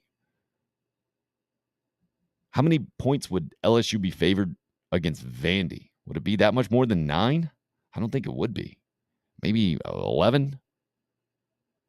I mean, this tells you what Vegas thinks of Auburn, where Auburn is right now. This is a chance for Brian Harsin to get a little momentum back, to turn down the temperature just a little bit. I mean, it could not. Don't we all think if Missouri would have scored, if that ball somehow wouldn't have just angels in the outfielded out of the end zone, don't we all think Harsin would already be fired? I definitely do. Knowing the way Auburn works, knowing what we've already seen, Georgia Tech, Jeff Collins, see ya. I mean, no way the Auburn boys just, an hour and a half or so west of Atlanta, they look over at Georgia Tech and say, oh, what? They're more demanding of their head coach right now than we are? They're tougher with that guy than we are? No way. Get out of here, Harsin. Back to Boise. I think they take him right now. See Hank Bachmeier transferring out, their quarterback. They've been bad this year, by the way. Quick Boise State tangent. Sorry about that.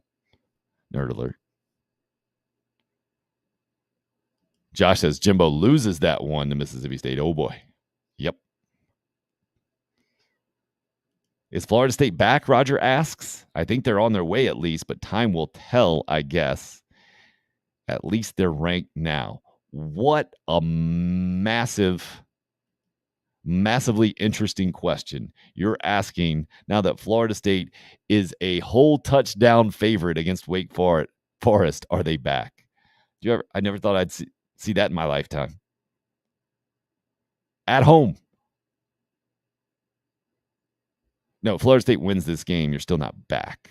Back in my mind is being back even with Clemson, and they're nowhere close. As a program, they don't seem to be anywhere close. Team this year, maybe they are. And maybe as a program, they will have narrowed the gap a ton this year. I think they have some recruiting momentum. Got a big-time receiver to commit. Last week it was. I think their facilities are getting up to par.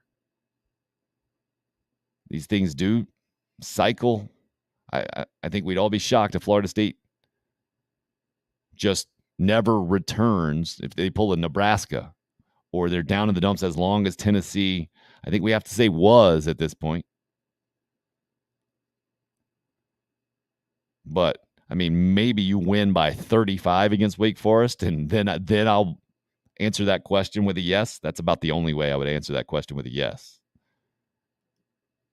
But it's crazy that we can even ask that. I get where you're coming from though, Roger.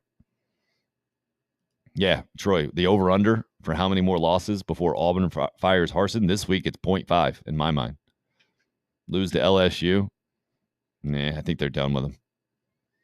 That Missouri win didn't earn him anything. It only kept them from firing him, in my mind. Josh is going 1.5. I'll take the under on that one.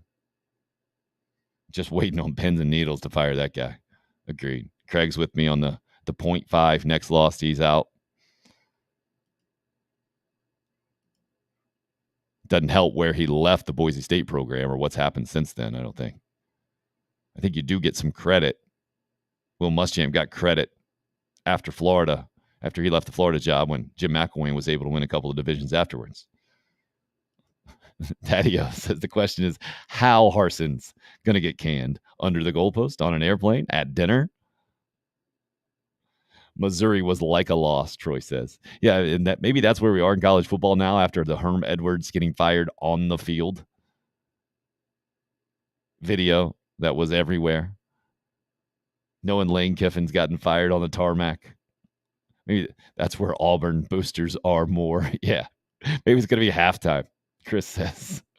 Not even the decision made. I could see Auburn doing that. Just not allowing Harsin out of the locker room at half. Pack your stuff. Get out of here, man. Here's a massive check you can cry in tonight. Just brutal. There's that A&M Mississippi State game again at 4. 7 o'clock will be that Auburn game. So we'll all get to watch that one prime time because it doesn't look like Georgia-Missouri is going to be any kind of a game with a 28-point spread. We'll be watching NC State and Clemson, but that will be probably a kickoff about 45 minutes after LSU and Auburn. I'm guessing we'll have a little bit of a buffer in between those games with the 30-minute kickoff time difference, and that might stretch out a little bit more being the primetime ABC game, I would imagine. And right now, in case you guys didn't see it, I put this up yesterday on the show. Carolina ranked 54th by The Athletic. I think fair through 4 games. This week, you're not going to see that change by much. Maybe go up a couple of spots. Carolina does what it is expected to do tomorrow night and thumps SC State. But those next 7 games going to tell almost the entire story of the 2022 season for Shane Beamer and company.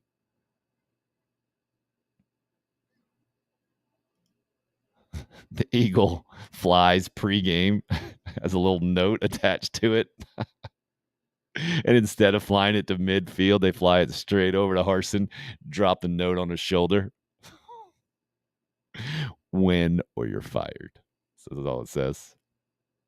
Or just, you better be leading at half. How about that? That better? signed boosters. You guys going creative on me today. Love it. Love where your head's at. Speaking of that, you got to love this new wide receiver for Carolina. Really saw his first action last week. Corey Rucker from Arkansas State, preseason Bolitnikoff Award watch list. So brought some credentials with him from Arkansas State. Expected to be right in the starting lineup in my mind anyway. But didn't get a spring practice at Carolina. Dealing with a stress fracture, he told us yesterday, in his foot. And the way he recapped going through that touchdown from his perspective was fantastic. Started with an admission that he figured out during the game, getting a little winded as he's running routes. I am out of shape. I was so tired, and I got the call from Sat, and like I saw it, and I was like, shit, I got to run again. So I'm running up the sideline, and I kind of look back, and I see Luke, and his hands are empty. So I'm like, where's the ball?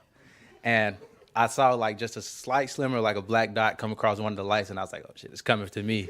And after I got it in my hands, like I kind of double caught it, and I had to look at it for a second, like, shit, I got the ball. And it was just a lot of emotion. I was really excited. I'd say probably the best part about that was when I turned around, seeing Juice Wells almost get a penalty for coming off the sideline with his helmet off, coming to celebrate with me. So that was probably the best part of all of that.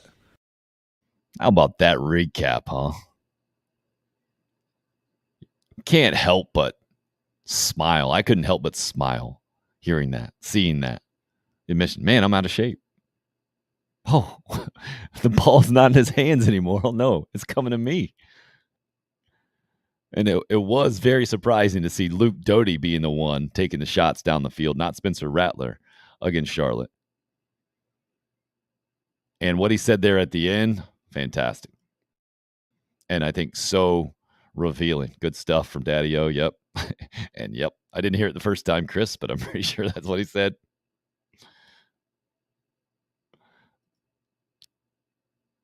But how your teammates react to you in those moments, that tells me volumes. And it was always very curious to me to see that. It's been curious for me to see that through the years. The way that Connor Shaw would genuinely be so excited for anything Dylan Thompson did told me all I needed to know about that relationship. And it was vice versa, right? Dylan Thompson was always celebrating with Connor Shaw. To me, a great sign. Who did I see that? I saw that recently. DJU really was celebrating Cade Klubnik's Georgia Tech drive, I think, in the season opener. So it seems like they have a really strong relationship. I mean, the fact that Juice Wells came in with Corey Rucker, I think they have a bond, right? Both similar backgrounds, smaller schools, James Madison and Arkansas State, respectively, getting to the SEC, having already proved themselves on a lower level, now trying to do it on a higher level en route, they assume, to the NFL, right? And I guess you can kind of see yourselves as each other's competition or become rivals in a lot of ways on some teams and in some competitive atmospheres. But if you got a guy coming off the sideline celebrating like crazy after you scored a touchdown, that's obviously not your dynamic. And it was always concerning. I mentioned this to you guys before. For me to see teammates react with Jake Bentley in celebratory moments. It never felt like his teammates really embraced him, really celebrated with him in a way where he was kind of who he was being billed to be as the face of the program. You know, it's a tough spot. You come in and your dad's on the coaching staff. And then how he came in, ended up reclassifying, moving up a year. The team struggles with Brandon McElwain and Perry Orth at quarterback, and then he gets the starting job halfway through and becomes the guy moving forward until the injury. And then Ryan Helinski became the guy, and then Jake Bentley was done. But it was in really big time moments. You know, that the biggest one I guess maybe not the biggest one, but the biggest one early was against Butch Jones in Tennessee, being a ranked team in Will Muschamp's first year and Jake Bentley's freshman year, and just seeing him like head down, overly celebrating in a lot of way, or massively emotional going down the field, but it was like on his own. It was almost like, yes, I did it. And it wasn't, we did it, or look at my receiver making that play. Always felt like teammates kind of had an arm's length. There was an arm's length between Jake Bentley and the rest of his teammates. Steven Garcia, the exact opposite. Meant to mention him earlier. Like, you could tell his teammates loved him. Cam Newton, in a lot of ways, gets that same kind of response. And yet Cam was always, you could see his teammates knew, or it was always a celebration about him. One of the ways that I think a lot of us had a hard time pulling for him. Anybody who makes it about themselves and kind of moves other people out of the way. That Corey Rucker comment, the exact opposite, right? Josh says, it's night and day listening to these press conferences from when Muschamp was here. So glad that guy's calm.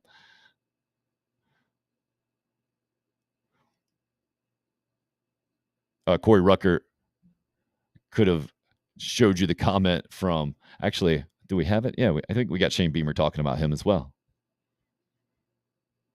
Maybe I didn't put that one in here. But he was talking about Rucker and just said, I love that guy. Hard, great young man kind of thing that you hear from coaches a lot of times. But he told this specific story of he's the only recruit that he's ever had that brought his own bowling ball on the official visit. He knew he was going to go bowling, so he brought his own ball. Good bowler.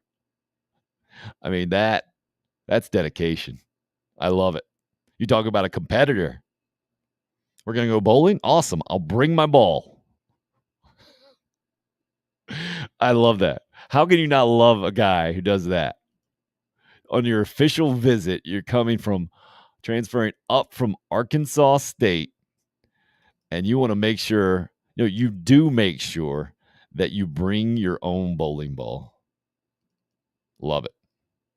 Absolutely love it.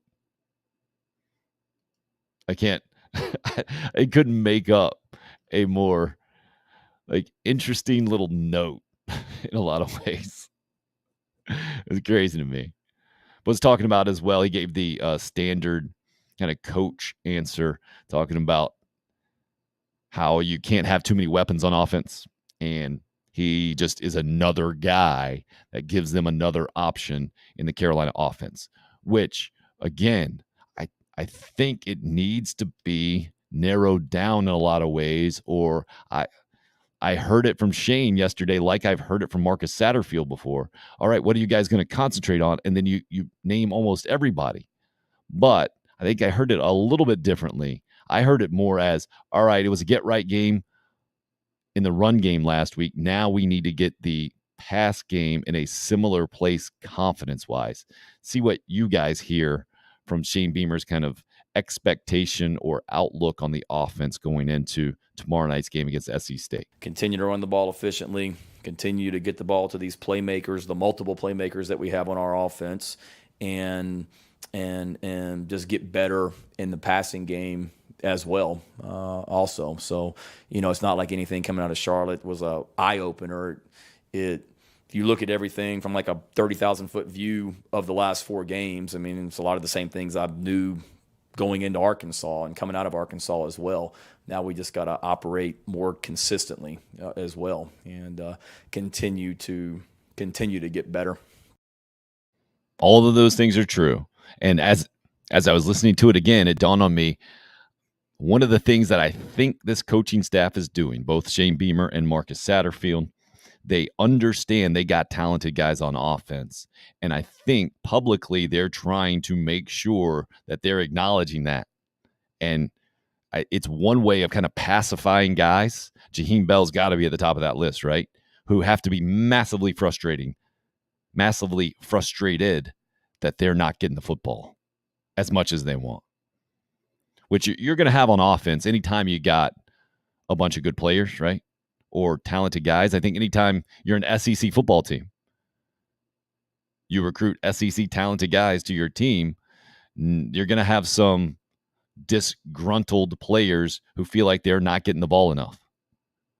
So maybe that's part of the public messaging, acknowledging the weapons and saying, hey, man, yeah, we didn't get you passes last week. I know what your stats were. You know what your stats were. Let me give you a little bit of love in the press conference. So maybe I'm overanalyzing that a little bit. But you do have to be very careful as a coach to understand the check that you're writing. You better be able to cash it. If you're telling us about playmakers on offense and your offense ain't making plays, that's a coaching problem. Plain and simple, right? Now, I know Rick Sanford was on yesterday, and Rick knows a lot more about football than I do. Played in the NFL, first round draft pick from the school. And he mentioned, hey, we criticize coaches too much. Players got to make plays. I get that. But from the offensive standpoint, I think it is clear to a lot of us who've watched a lot of football when it's a player's fault and when it's a coach's fault, when it's a scheme issue and when it's an execution issue. When guys are running wide open and either the quarterback is missing them or not, like throwing errant passes, guys are dropping the football, or the read is not just being made, that's one thing. When you're trying to run the football and you're getting zero push up front and it's not working, that's a different thing, right? When you got a guy who is an explosive player at his position like Jaheim Bell, and you're seeing him getting handoffs and having no room to run, or seeing him on the field and not getting targeted in the pass game, big problems, man. That's big problems. And it's one thing if that is taking a ton of attention away from the defense, or that is taking a ton of the defense's attention and that is freeing up other guys. Well, then you can clearly explain that away, right? Yeah. Kudos to Jaheim Bell after the game, right? He didn't do much on the stat sheet, but he had a massive impact in the game because he was clearly a guy that was focused on by the defense. That allowed a lot of one-on-one for our other playmakers that we've been telling you all about. They made plays. We made plays with them. And without Jaheim Bell taking that attention, being that really talented guy that he is, and being the focus of the defense, those plays wouldn't have happened as many times as they have. But we haven't seen that in the Carolina offense. I'm taking out the last game. All right, the last game was a dominant offensive performance, but it should have been. When Marcus Satterfield says we don't have scripted plays just for Bell, why not? Craig says Georgia has scripted plays for Bowers. Get him the freaking ball. Chris says I think it's a scheme issue. I believe Sat can coach. To me, those are two opposing ideas. If it's a scheme issue, then it's the coach's fault, Chris.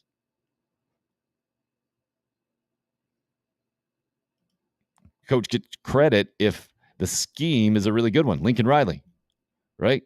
There's a reason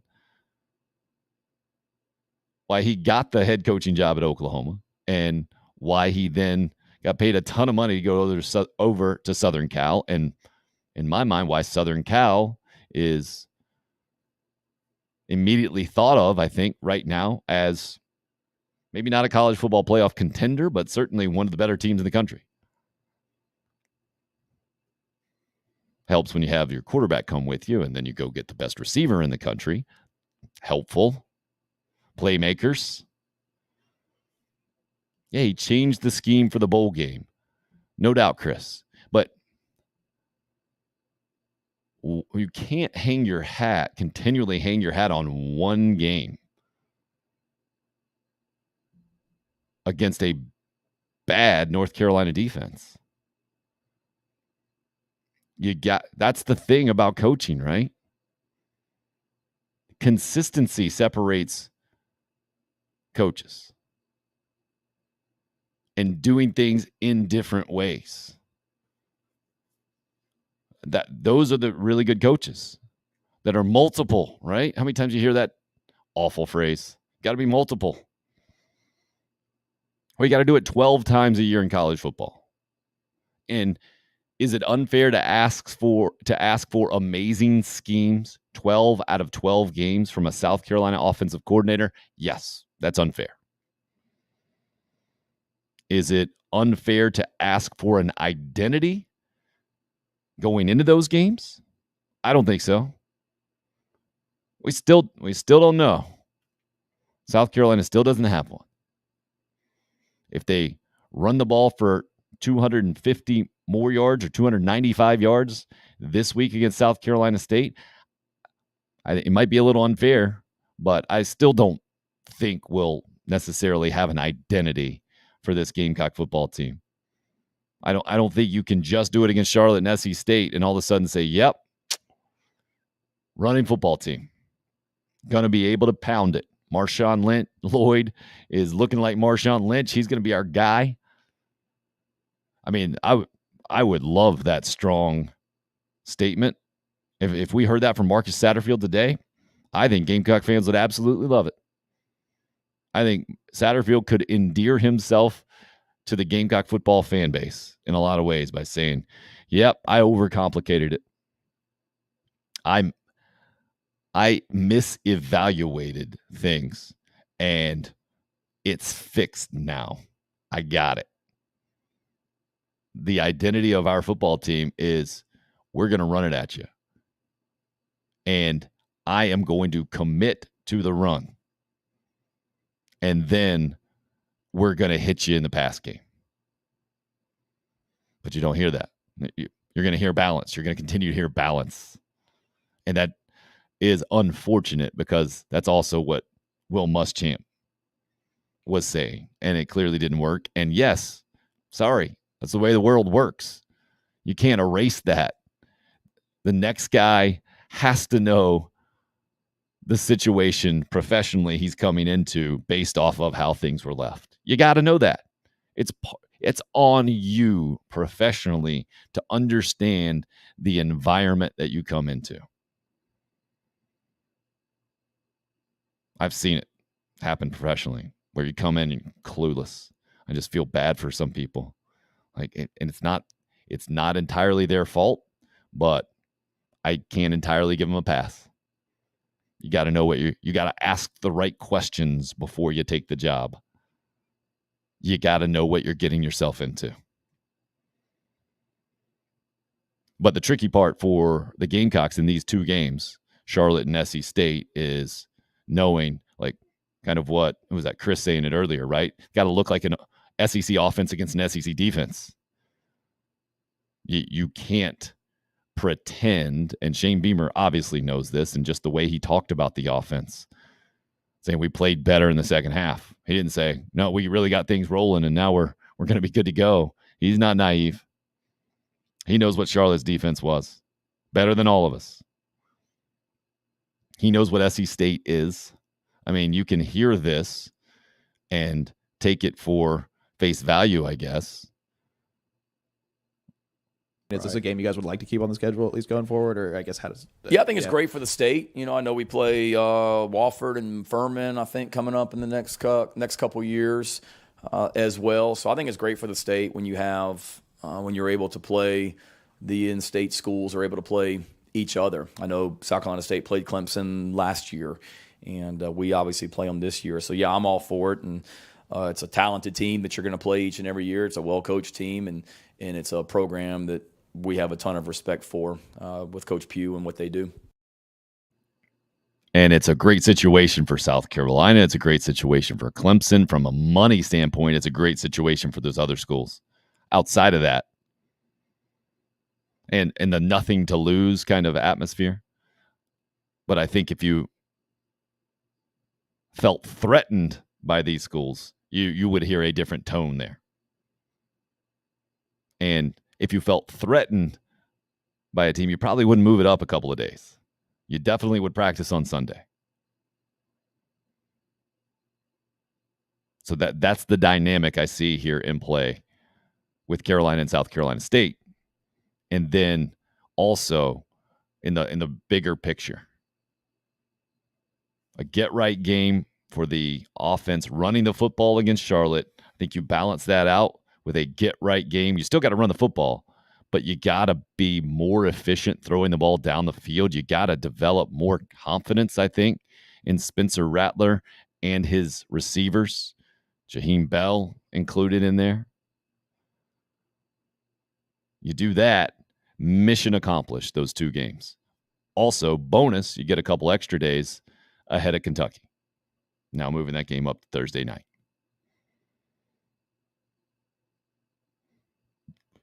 Also, you get your defense back on the field that just was completely dominant. And in a lot of ways, turned the conversation, or at least the tone, turned the tone of the conversation around Gamecock football, at least to neutral, I think. Back to, okay, the program's okay right now. It is not taking on a bunch of water. And now you get them back on the field a couple of days early. Anytime you have success, you want to get right back and get at it again as quickly as possible. You know, it's like a team that wins a football game and then has an off week. A lot of times you'll hear coaches saying, we don't want the open week or off week this week. We'd love to just keep going. And I think it's the same thing. So the opportunity to get back out there on Thursday, 5 days after we, played better in the second half against Charlotte than what we did in the first half, particularly defensively, I think it makes it easier to get back out there and go right back to work. Shorter week, more preparation time, headed into Kentucky. Ideal situation in a lot of ways from that standpoint, from the football standpoint. The other stuff is a lot more difficult, but yeah, I think I'm going to keep it at 70 over-under for the crowd on Thursday night. I think it's going to be, again, Thursday night football. It's easy to get excited about Thursday night college football in Columbia at the end of September, especially for this game. Going to get great halftime show, Marching 101. You're expecting, the last time you saw the Gamecocks, like he just mentioned, it was dominant. It was what it should be, that second half against Charlotte. You want to see that continue. If that continues, I think you can be re-energized, re-up your level of optimism, or get back to what you might have felt towards the beginning of the season, possibly. But it's going to take that. It's going to take a dominating performance, I think, in a lot of ways to make that happen. Speaking of making that happen, one way this show happens is through having a partner like Freedom Primary Care. Wanted to give you guys the heads up on them. Go check them out. Give them a call at 803-627-2447. What is Freedom Primary Care? Well, that first word is the most important part. It's why I trust Freedom Primary Care up in Fort Mill, near where I live, to care for my family, because they give us the freedom to choose the way that we want to handle our health situations. The freedom to choose how you handle that.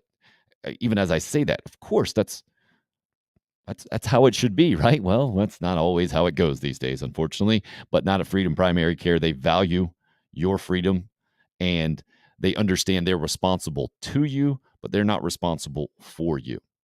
That's a very important distinction in my mind, and the way that we all handle our health in 2022. Naturally Minded Primary Care, putting you in charge of your health. That's Freedom Primary Care, 803-627-2447. Give them a call. I appreciate their support of this show. Appreciate you guys supporting the show. How did you support the show? Well, if you're not a sponsor, then you do it by weighing in on the live chat. Roger, y'all have a good Wednesday, he says. Everybody take care. Keep an eye on this storm coming. Yep, we'll definitely monitor that.